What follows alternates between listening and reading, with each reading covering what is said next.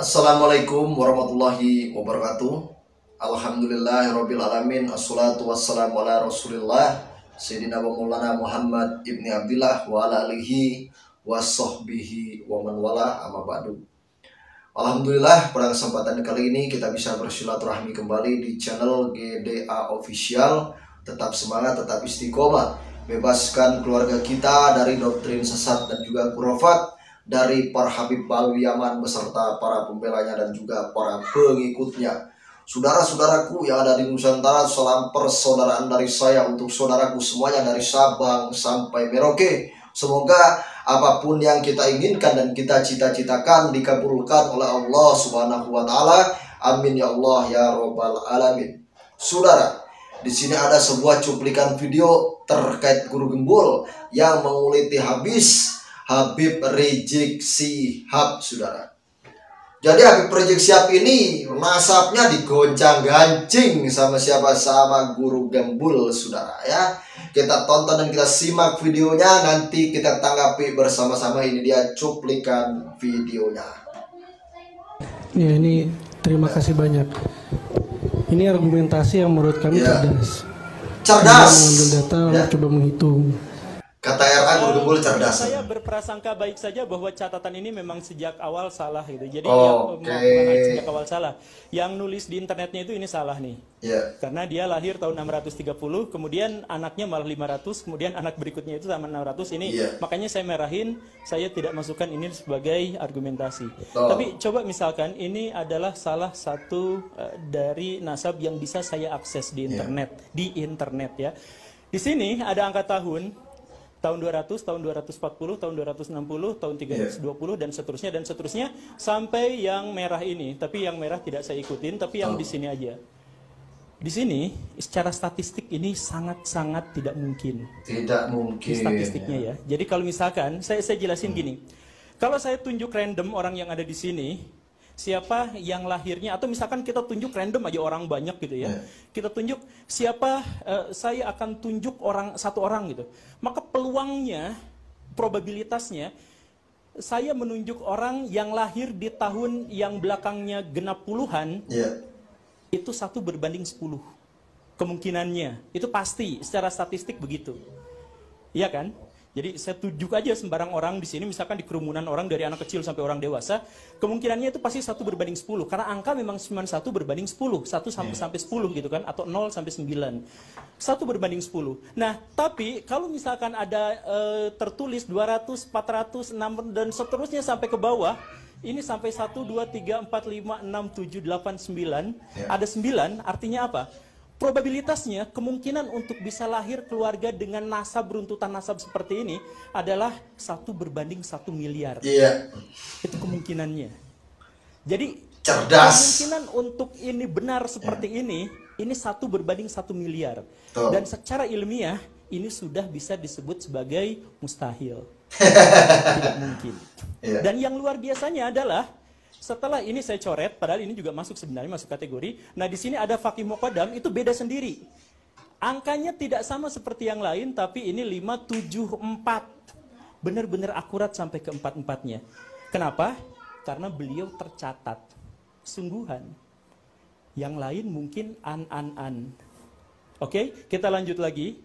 Di sini, balik lagi setelah ini, kan Pak Abu Bakar Asyakran ini, coba slide berikut saya mohon maaf. Yang megang ini di slide berikutnya. Nah, udah. Nah, Faqih Muqaddam itu saya sebutkan di sini baik-baik saja, tidak jadi masalah. Kemudian di sini ada masalah lagi. Nah, penulisan menurut Pak Kiai Imaduddin, masalahnya tuh di sini, masalahnya. Saya tidak bisa mengkonfirmasi karena saya tidak pernah bertemu dengan beliau, cuman di sini ini adanya angkanya tidak nol genap belakangnya itu. Menunjukkan apa? Beliau memang benar-benar menuliskannya. Tapi menuliskannya pas zaman beliau dan ayah beliau dan kakek beliau. Makanya namanya pas. Sisanya cuman ini saja yang tidak, karena itu adalah tokoh terkemuka dari Ba'alawi. Nah, sisanya ini 0,00000, ini adalah kemungkinannya, probabilitasnya, peluangnya 1/1 miliar. kemungkinannya. Dan ini coba kita cek dengan yang di atas. Ini yang ditulis bukan hanya dari dalam klan Ba'alawi, tapi dari semua. Dari semua catatan sejarah juga nama Ja'far Shadiq, kemudian putranya, kemudian Muhammad Al-Baqir dan seterusnya. Ini tidak. Jadi yang mencurigakan tetap di sini dan di sini. Dan kemudian berlanjut setelah Abu Bakar Asyakran ini yang katanya kata Kiai Imad itu mencangkokkan, kesininya gak jadi masalah, di sininya bermasalah lagi sampai kakeknya atau ayahnya Pak Habib Rizik yang ada di sini. Ini kemungkinannya berapa? 1, 2, 3, 4, 5, 6, 7, 8, 9, 10, 11. 11 itu 1 berbanding 100 miliar. Iya. Kemungkinan bahwa nasab ini benar tuh 1 berbanding 100 miliar. Kalau memang angka tahun ini benar, saya berharap angka tahun ini salah. Memang salah, karena yang benar adalah. Jadi memang salah angka tahun-tahun ini. Bahwa tidak pernah ada pencatatan memperkirakan tahun kelahiran. Oke. Jadi ini sebenarnya adalah dilema trap. Dilema trap itu maksudnya adalah ketika angka ini justru terbantah, maka pernyataan saya itu menjadi dibenarkan, yaitu tidak ada catatan terkait dengan orang-orang yang dimaksud. Kalau tidak ada catatan, berarti secara akademik kita bisa nyatakan bahwa ini memang tidak dapat diterima. Sekarang saya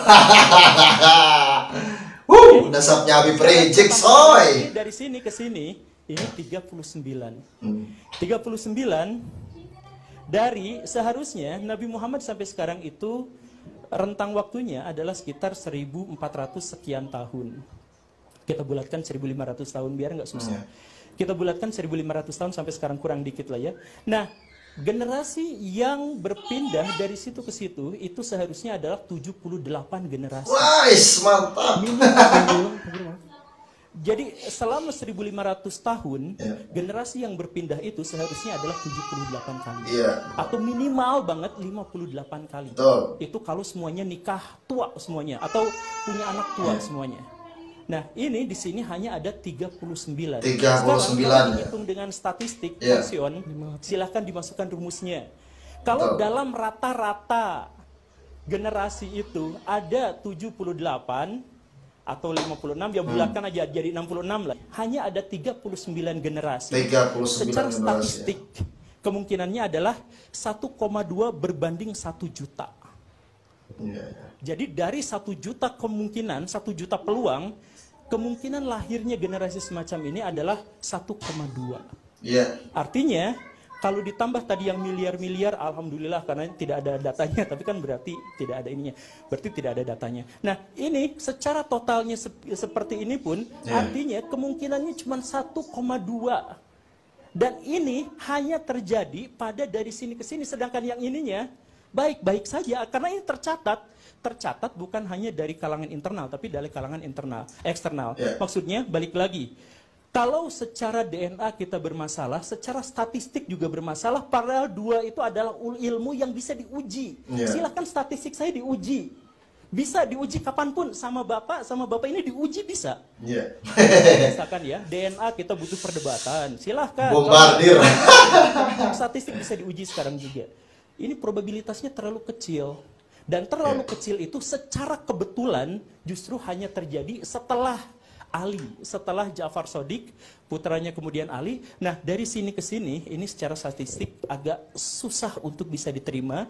Karena kemungkinannya 1 berbanding 100 miliar, 1 berbanding sekian miliar, dan yang terakhir, yang untuk jumlah generasi, 1,2 berbanding 1 juta. Jadi, silahkan langsung diuji secara statistik, saya pakai Posion. Silakan ya.